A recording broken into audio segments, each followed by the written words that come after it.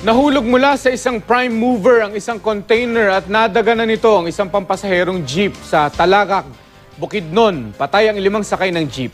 Makibalita tayo kay Sozi Alamban ng GMA Northern Mindanao.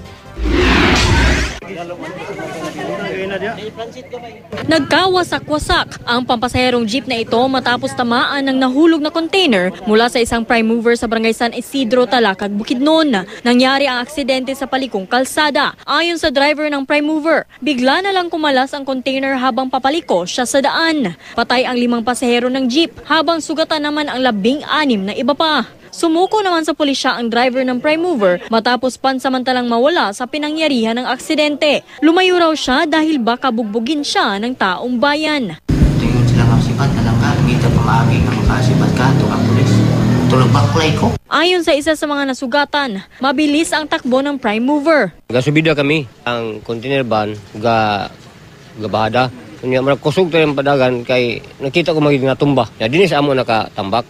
Ang reporter nga dangerous ko bang area, sharp kayo, niya bugat ang karga sa kwato prime mover. So, accidentally, ang iyang container van nag-slip, nahulog. Nagluluksa ngayon ang mga namatayan ng kaanak. Kasabay ng panawagan nila ng hustisya. Nananawagan din sila ng tulong pinansyal. Sinusubukan pa ng news team na makuna ng pahayag ang kumpanyang may-ari ng naaksidenteng prime mover. Posibleng maharap ang driver ng prime mover sa kasong reckless imprudence resulting in physical injury, homicide and damage to property. Bumangga naman sa gilid ng burol ang isang 10-wheeler truck sa barangay Tangkulan, Manolo Fortich, Bukidnon. Ayon sa driver, papunta sana sila sa Cotabato City nang magkaproblema ang brake ng sasakyan. Pinili na lang daw ng driver na ibangga sa burol ang truck kaysa mahulog sa bangin. Sugatan ng driver na si Norberto Lopez at ang kanyang pahinanting si Reinhard Fuerte. Sozi Alamban, Nagbabalita, Pilipinas.